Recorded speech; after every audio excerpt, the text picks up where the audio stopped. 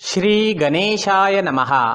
नमस्कार दोस्तों, ये राशिफल चंद्र राशि पर आधारित है। चंद्रमा मन का कारक है। हमारे मन पर जो भी उतार चढ़ाव आते हैं वो चंद्रमा की स्थिति लेकर आती है और इस वजह से चंद्रमा की पोजीशन हमारे रोज के जीवन को बहुत ज़्यादा प्रभावित करती है और इसके अकॉर्डिंग हमारा दिन अच्छा या बुरा जाता है।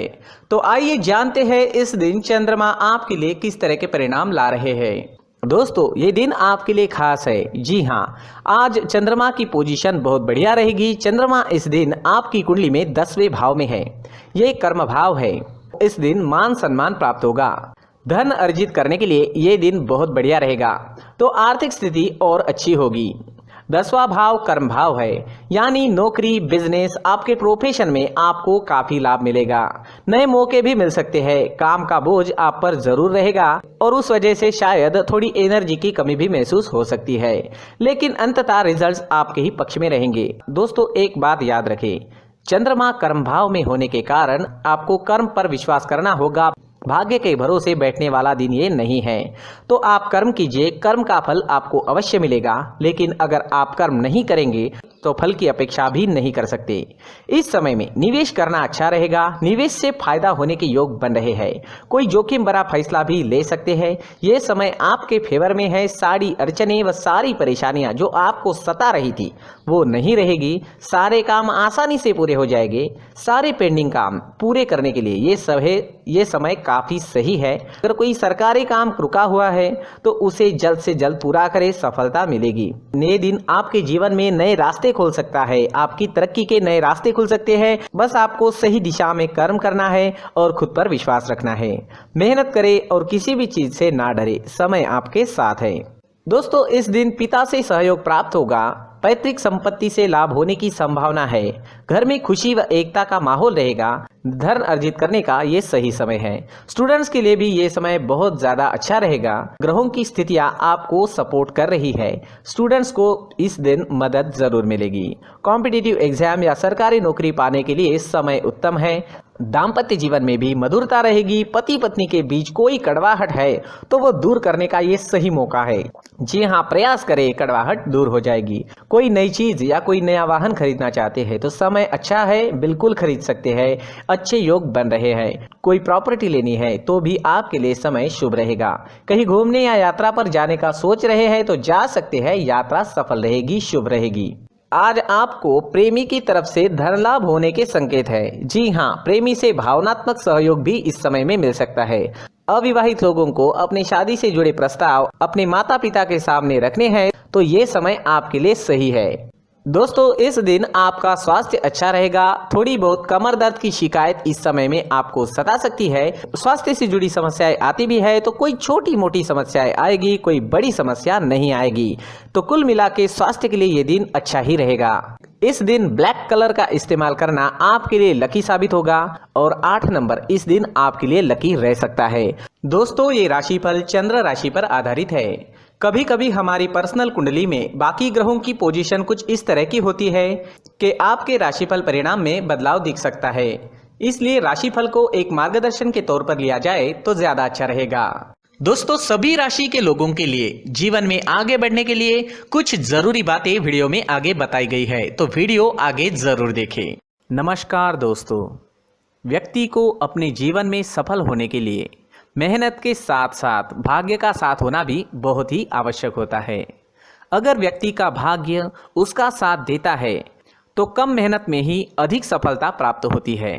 परंतु कई बार ऐसा देखा गया है कि व्यक्ति के जीवन में कई ऐसी घटनाएं घटित होती है जिसकी वजह से उसको बहुत सारी परेशानियों का सामना करना पड़ता है और इस स्थिति में व्यक्ति को बिल्कुल भी समझ नहीं आता कि ऐसा क्यों हो रहा है। दरअसल आपके घर में ही कुछ ऐसी चीजें होती है जो हमारे भाग्य को प्रभावित करती है, हमारे जीवन को प्रभावित करती है और उन चीज़ों के आसपास होते हुए भी हमें वो चीज़ें नज़र नहीं आती। वह चीज़ें हमारे चारों तरफ एक अजीब सा घेरा बनाकर रखती है, परंतु हम उसको नहीं देख पाते। इन चीज़ों से हमारे घर में और हमारे जीवन में नकारात्मकता फैलती है, जिसकी वजह से हमें नुकसान उठाना पड़ता है, जिसकी वजह से हमें भारी नुकसान उठाना पड़ता है। हम पूरी तरह से कंगाल हो सकते हैं। अगर आप कहीं बाहर से आते हैं और अपने जूते चप्पल इधर उधर कहीं भी उतार देते हैं तो ये अशुभ होता है, क्योंकि इधर उधर जूते चप्पल उतारने की आदत की वजह से आपको अपने जीवन में आगे बढ़ने में रुकावटें उत्पन्न होती है। इससे उन्नति में बाधा आती है। इसलिए आप अपने जूते चप्पलों को उनकी जगह पर ठीक प्रकार से रखें। दोस्तों, काफ़ी लोगों को इस तरह की आदत होती है, कहीं से भी बाहर से आते हैं, कहीं भी जूते चप्पल फेंक देते हैं, कहीं पर भी उतार देते हैं। कुछ लोग तो घर के एंट्री के मेन डोर के सामने ही जूते या चप्पल डायरेक्टली उतार देते हैं। ये तो बहुत ही गलत है। साथ ही कुछ लोग जूते चप्पल उल्टे रख देते हैं, उस पर ध्यान नहीं देते। लेकिन इन चीज़ों पर ध्यान देना बहुत ज़रूरी होता है और जूते चप्पल हमारे जीवन को बहुत ज़्यादा प्रभावित करते हैं। दोस्तों, ध्यान रखें, जूते चप्पल हमेशा साफ सुथरे रखें और उनको उनकी जगह पर रखें। उनके लिए एक स्थान बनाएं, उस स्थान पर रखें। अगर कोई व्यवस्था उनके लिए की है तो बहुत ही अच्छी बात है, वहां पर उन्हें रखें, साफ सुथरा रखें। जूते चप्पलों को उनकी जगह पर कुछ इस तरह से रखें कि वो देखने में भी अच्छी लगे। अगर वो चीजें देखने में अच्छी लग रही है तो फिर उनसे नेगेटिव एनर्जी उत्पन्न होने की संभावना बिल्कुल भी नहीं रहेगी। तो दोस्तों, इस बात का ध्यान जरूर रखें। साथ ही दोस्तों, एक और बात है जिस पर आपको ध्यान देना बहुत जरूरी होता है। हमारे घर के छत के ऊपर जिन चीज़ों का हमें काम नहीं होता है उन्हें हम घर के छत के ऊपर रख देते हैं। ऐसा करते करते देखेंगे तो घर के छत के ऊपर कबाड़ जमा दिखता है। जी हाँ, जो चीज़ें हमें लगता है आगे जाके हमारे काम में आ सकती है वो हम घर के ऊपर रख देते हैं, लेकिन वो चीज़ें तो काम में नहीं आती, हमारे जीवन पर वो चीज़ें बहुत ही गहरा निगेटिव इफेक्ट डालती है। इसलिए हमारे घर के ऊपर का जो भी एरिया है वो पूरी तरह से साफ सुथरा रखें। जी हाँ, साफ सुथरा रखना है और एक भी बिना काम की चीज हमारे घर के ऊपर नहीं रखनी है। दोस्तों, नहीं तो हम जीवन में मेहनत करते ही रहेंगे और हम जितना पा सकते हैं उतना नहीं पा सकेंगे, क्योंकि ये चीजें हमें कहीं ना कहीं हमारे जीवन में पीछे रखेगी। इस वजह से घर के छत को पूरी तरह से साफ रखें, पूरी तरह से साफ सुथरा रखें, क्लीन रखें। साथ ही दोस्तों, हम हमेशा देखते हैं घर के ऊपर जाने के लिए जो सीढ़ियां हैं, उन सीढ़ियों के नीचे जो जगह होती है वहां पर सामान हमेशा रख दिया जाता है।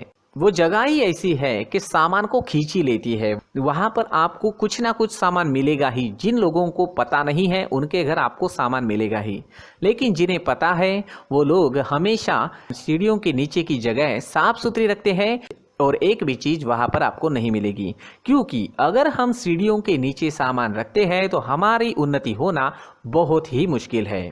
जी हाँ, सीढ़ियों के नीचे कूड़ा कचरा कबाड़ अगर हम जमा करके रखते हैं, कोई भी सामान रख देते हैं, तो उस वजह से माँ लक्ष्मी हम पर प्रसन्न नहीं होती। माँ लक्ष्मी हमारे घर में आने की संभावना बहुत ज़्यादा कम हो जाती है। तो दोस्तों, इन चीज़ों पर ध्यान रखें। हमारे घर की जो सीढ़ियाँ होती है उनके नीचे की जगह हमेशा साफ सुथरी रखें, क्लीन रखें।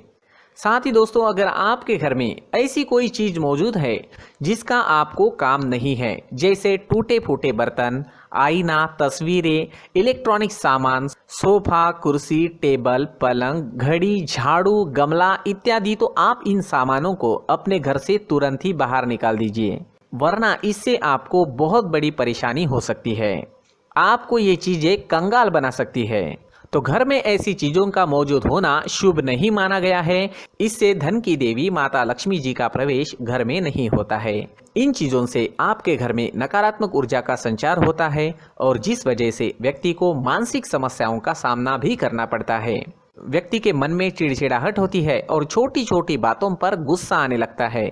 आप जो भी कार्य करते हैं उसमें आपका मन नहीं लग पाता है। इस व्यक्ति का जीवन घर में मौजूद इन चीजों की वजह से अंधकार में डूबने लगता है। इसलिए आपको घर में बिना काम की चीजें, कूड़ा कचरा नहीं रखना है। दोस्तों, एक और खास बात है, हमारे घर में मकड़ी का अगर जाला है तो वो बिल्कुल भी शुभ नहीं है। जी हाँ, वो अशुभ माना जाता है। घर में मकड़ी का जाला होना अशुभ है। इससे आपके अच्छे दिन भी बुरे दिनों में बदल सकते हैं, क्योंकि मकड़ी अपना जाल शिकार को फंसाने के लिए बनाती है। और अगर आपके घर में मकड़ी का जाला है तो इससे घर में नकारात्मक ऊर्जा का प्रभाव अधिक बनता है और वास्तुशास्त्र के अनुसार इससे सकारात्मक ऊर्जा का नाश होना शुरू हो जाता है और घर में नकारात्मक ऊर्जा बहुत ज़्यादा बढ़ जाती है।